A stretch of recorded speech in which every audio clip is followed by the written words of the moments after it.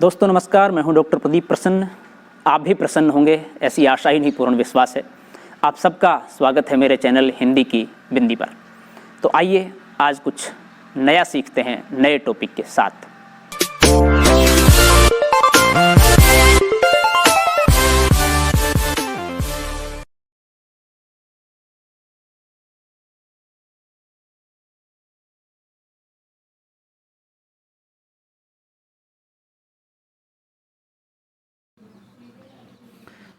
विद्यार्थियों, आज की वीडियो हम बना रहे हैं कक्षा 12 की हिंदी की पाठ्यपुस्तक अंतरा के संवदिया कहानी पाठ के प्रश्नोत्तरों को लेकर के।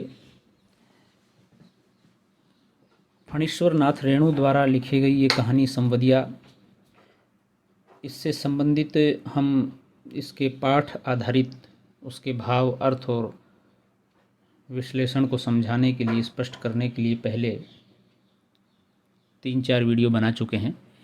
और प्रश्नोत्तरों को लेकर के भी प्रश्न नंबर 11 तक के प्रश्नों के उत्तर हम एक अलग वीडियो में दे चुके हैं। अब प्रश्न नंबर 12 से लेकर के आगे के जो प्रश्न हैं उनकी वीडियो हम बना रहे हैं, अर्थात उन प्रश्नों का उत्तर इस वीडियो के माध्यम से दे रहे हैं। तो आप पहले वाली वीडियो देख करके इस पाठ के पहले के अंश को पढ़ सकते हैं, देख सकते हैं, उन प्रश्नों के उत्तर देख सकते हैं।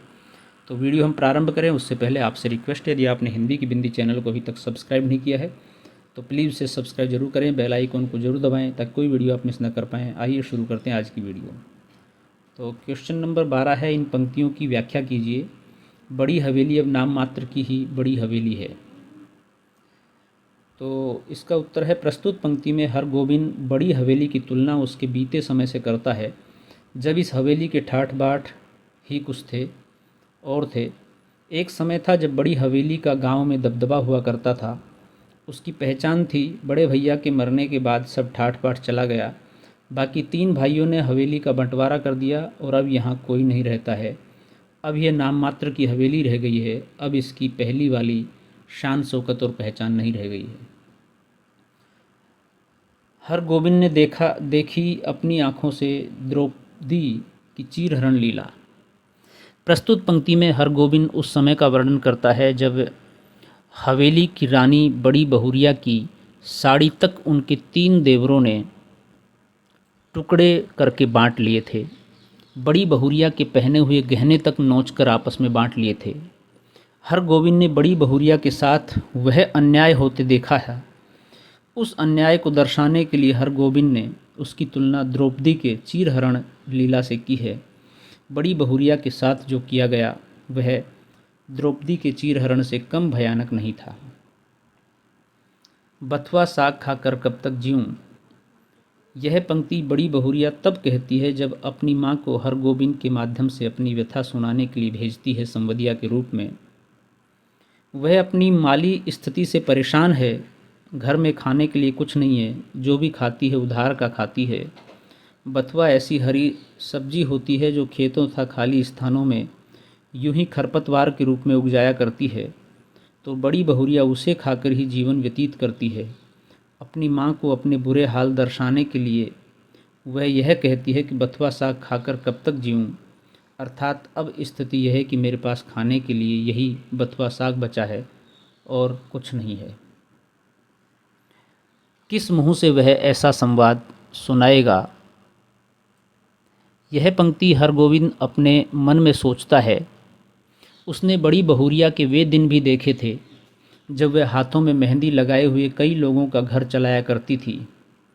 उस बड़ी बहुरिया के पति के मरते ही ऐसी गति हुई कि सब देखते रह गए। देवरों ने सब हड़प लिया। अब उस बड़ी बहुरिया की दशा बहुत ही खराब है।